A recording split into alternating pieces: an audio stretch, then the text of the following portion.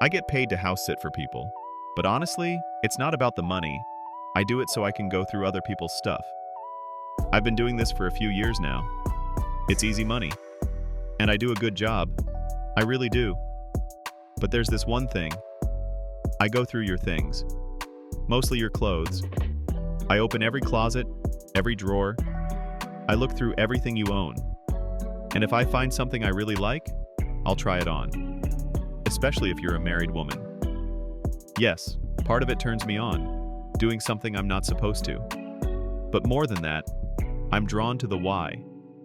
I want to understand what made you think that jacket or dress was cool enough to buy. And when I'm done, I fold it all back neatly. You'll never know I was there. It started back in high school. Later, when I started house sitting, I realized I could do it freely. I know this sounds super creepy. I'm not looking for advice. I just needed to say it out loud. Looking back, I know it's wrong and I do feel ashamed. I'm terminally ill. I've had cancer for 2 years, went through chemo and lost a leg. The treatment stopped working. I probably have weeks left, maybe a couple of months max. I'm 22. I don't have an apartment, no car, just about $2,000 in the bank. So I signed up for a credit card, $6,500 limit, interest-free for 20 months. And now I'm buying whatever I want. The debt will die with me, and I honestly couldn't care less.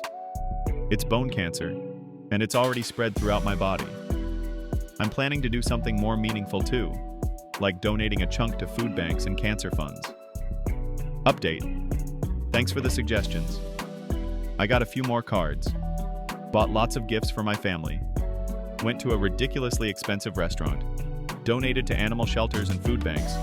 And please, stop telling me to find Christ. Pushing religion on a dying person is just not it. I only work 1 week a month and no one's noticed, and I'm on a solid salary, $80,000 a year. I've become so efficient at what I do that I honestly only need 1 week a month to get everything done. When I first started, it was the opposite. I worked like crazy. But over time, I got faster. Then I found all these workarounds. Realized I didn't need that bloated company software. Excel does it all better and faster. No one complains. In fact, I'm seen as one of the best employees here. But the truth? I work 1 week a month. The rest of the time, I just exist. I used to read a lot. Now I'm just bored. It feels like I'm quietly burning out. Slowly, silently. I work with the elderly, and honestly, I can't stand them. I work in a nursing home, and I had no idea just how rude, arrogant, smug, mean, racist, and homophobic old people can be. Out of the 80-something residents, maybe 8 are genuinely decent. And I'm not even talking about the ones with dementia. Before you start yelling, "But what about dementia?" Yes, sure, part of it is the illness. But underneath the dementia, there's still a person. And a lot of them treat us, the younger staff, like we're their personal servants. They hurt us, humiliate us. One woman once threw a plate of food at me. I was pregnant at the time, constantly being harassed. A new resident chased me down the hall screaming he was going to kill me and my baby. Another one threatened to rape my young coworker. I'm tired of hearing that we have to respect our elders. From my experience, the kindest elderly people are those with schizophrenia who are on medication. They're often the ones who try to protect the female staff. Back in high school, I used to steal money while working at a major donut chain. I had this system where I pocketed a decent amount of cash at the end of every shift. It all started after I got in trouble for giving away day-old donuts to a homeless shelter. After that, we were told to just throw them out, like pounds and pounds of donuts every day. That's when I realized I could make my scheme work. A dozen donuts cost about $6.85, and most customers paid in cash. Plus, for almost 2 years, the drive-through camera and register didn't work, so I just opened the till manually 90% of the time. And the till was never short. On average, I walked away with around $100 a shift. This went on for about a year and a half.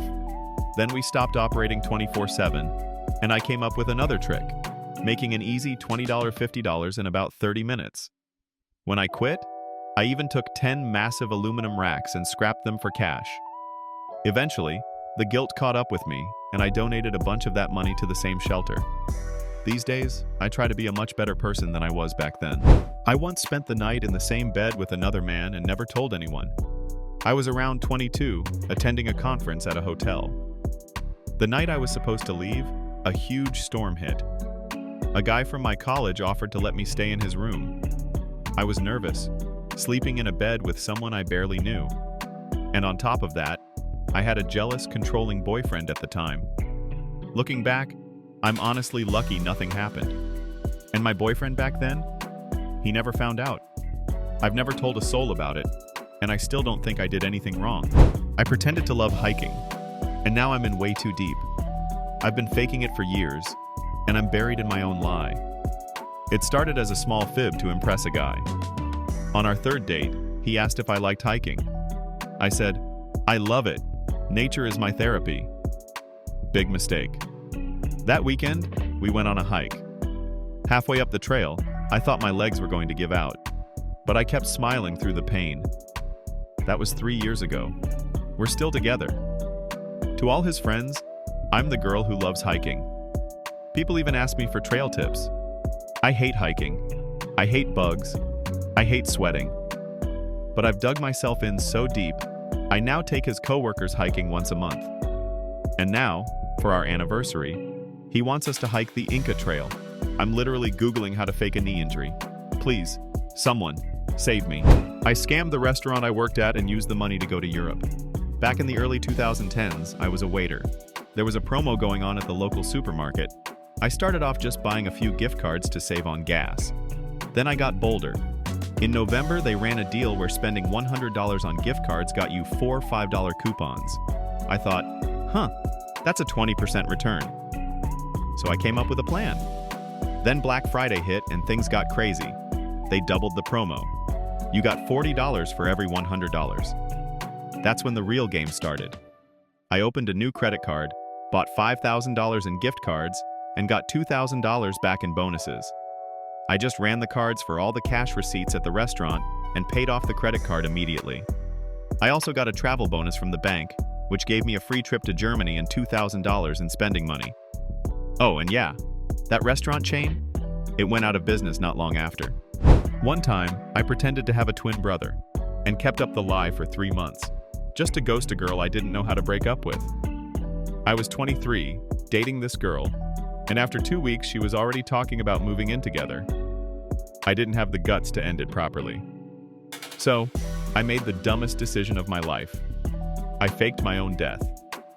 Well, kind of. I made a fake account, pretended to be my own twin brother, and told her that I had tragically died. She was devastated, but it didn't stop there. She kept messaging Jake, me. It got so out of hand I had to make up a story that Jake moved across the country. I kept that lie going for 3 whole months before I just deleted everything and vanished. She probably still thinks I'm dead. I gaslit my college library to avoid paying late fees. One semester, I borrowed a few books and completely forgot about them until I got an overdue notice at the end of the term. I was broke. And if you owed the library anything, they'd block your grades. Instead of quietly returning them and paying the fine, I stuffed the books into my backpack, snuck into the library, and shelved them myself. Next day, I called the library and asked about the books. They apologized. Oops, looks like they were returned after all. Fines cleared.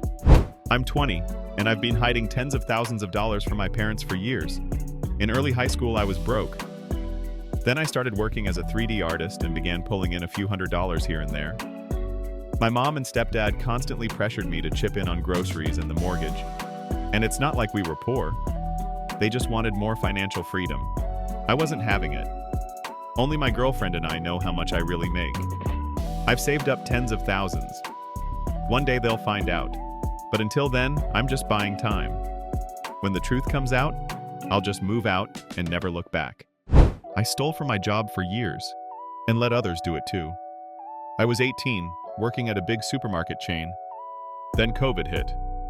One morning I opened the store and saw my elderly neighbor. She hadn't eaten properly in weeks. By lunchtime, the shelves were empty again. During my break, I snuck into the back, grabbed a can of ravioli, some wipes, anything I could, and gave it to her after my shift. That became a regular thing through the lockdown. I got bolder. After a while, I started helping out anyone struggling. If someone couldn't afford everything, I'd quietly slide what they needed into their bag. Eventually, things got out of hand. Teenagers started showing up, obviously hearing what I was doing. That's when I knew it was time to go. A few months later, one of the moms I'd helped came back. She finally got a job. She handed me a note. I called her. Now at 23, I own a successful business. And that elderly neighbor? She's under the care of my company. You're very welcome for watching. Share your own confessions in the comments below. We want to hear them. And don't forget to check out our other episodes. Much love, see you soon.